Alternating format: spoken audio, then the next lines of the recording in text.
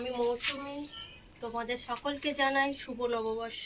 শুভ নববর্ষ উপলক্ষে তোমাদেরকে করে দেখাবো ঘরোয়া সহজ উপায়ে মাছের আচার। চলো শুরু করা যায়। প্রথমে নিয়ে নিলাম মাছটা। তোমরা যে কোনো মাছ নিয়ে নিতে পারো, তবে রুই কাতলা হলে সব থেকে ভালো হয়। আচ্ছা, কি কি উপকরণ লাগছে তোমাদের প্রথমে বলে দিই। আচ্ছা, পেঁয়াজকে গ্রেট করে নিয়েছি, আদা রসুন বাটা, টক তো লাগবেই, হলুদ গুঁড়ো, লঙ্কা গুঁড়ো, নুন, আর আচারের জন্য সর্ষের তেল তো লাগবেই। আচারে সর্ষের তেল না হলে হবেই না। আচ্ছা, মাছগুলোকে সব মশলাগুলো লাগিয়ে নেব। প্রথমে নুন তো লাগিয়ে রেখেছিলাম, এবারে সামান্য হলুদ মাখিয়ে রাখবো। বেশি হলুদ দেব না, সামান্য কালারের জন্য। আচ্ছা, লেবুর রসটা দিয়ে দিচ্ছি।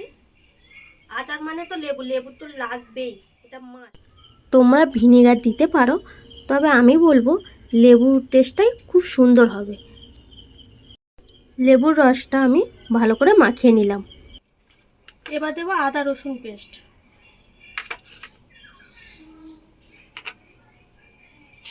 ভালো করে মাখিয়ে নেব। আচ্ছা, এখানে গ্রেট করা পেঁয়াজটা আমি পুরোটাই দিয়ে দেব, কারণ পেঁয়াজটারই টেস্টটা খুলবে। ভালো করে মাখিয়ে নিলাম। এবার সামান্য আমি দেব শুকনো লঙ্কা গুঁড়ো।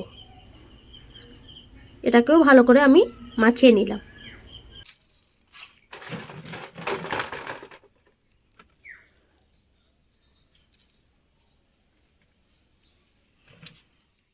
মাখানোর কাজ শেষ।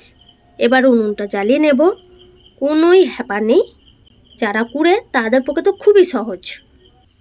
কড়া গরম হয়ে গেছে, এবার আমি দিলাম সর্ষের তেল। তেল গরম হয়ে গেছে, এবারে এই যে মশলাটা মাখানো আছে, মশলা সমেত দেবো না। মশলা সমেত দিলে কি হবে, মাছটা ধরে যাবে। সেই জন্য এই মশলাগুলো তুলে নিলাম। বেশি ভাজার দরকার নেই, বেশি ভাজলে এর টেস্টটা পাওয়া যাবে না। যেহেতু আচারের মধ্যে একটু কাঁচা ভাব থাকবে, অথচ কাঁচা নয়, কাঁচা গন্ধটা কাটার জন্য এটা দেওয়া।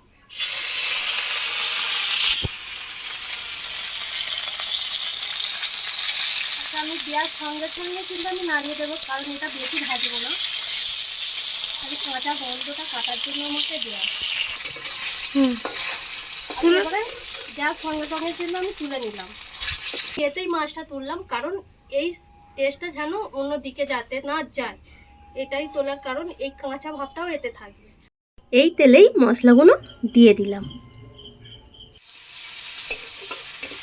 মশলাটা ভাজা ভাজা হয়ে গেছে, এবার আমি এই মাছটা দিয়ে দেব। এই যে মশলা, কাঁচা মশলাটা আছে, একটু ধুয়ে জলটা দিয়ে দেবো। ব্যাস, 2 মিনিটে রান্না কমপ্লিট হয়ে যাবে। বিশেষ করে কুড়ে মানুষদের জন্য খুব সহজ উপায় রান্না, খেতেও টেস্টফুল।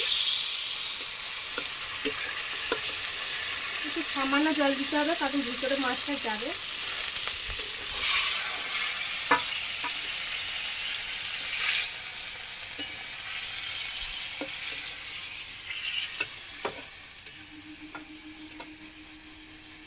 এটা সামান্য নুন দেব।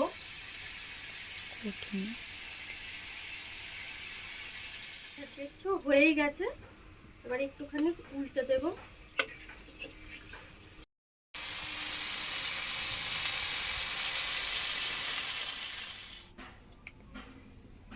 যেহেতু মাছের আচার, তার সাথে কাঁচা তেল না হলে জমবে না। নামিয়েই একটু কাঁচা তেল ছড়িয়ে দিতে হবে, ব্যাস, অল্প, আর নয়।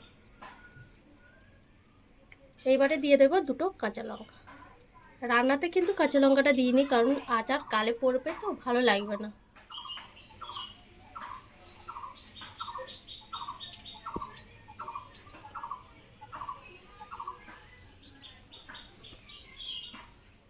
তোমরা তো দেখেই নিলে রান্নাটা কতটা সহজ উপায় আমি করলাম। তবে ভালো লাগলে একটা লাইক, শেয়ার আর সাবস্ক্রাইব করে দিও। যেহেতু আমাদের চ্যানেলটা নতুন, তো একটু ভুল ত্রুটি থাকতেই পারে, একটু ম্যানেজ করা যেতেই পারে। তো ধন্যবাদ।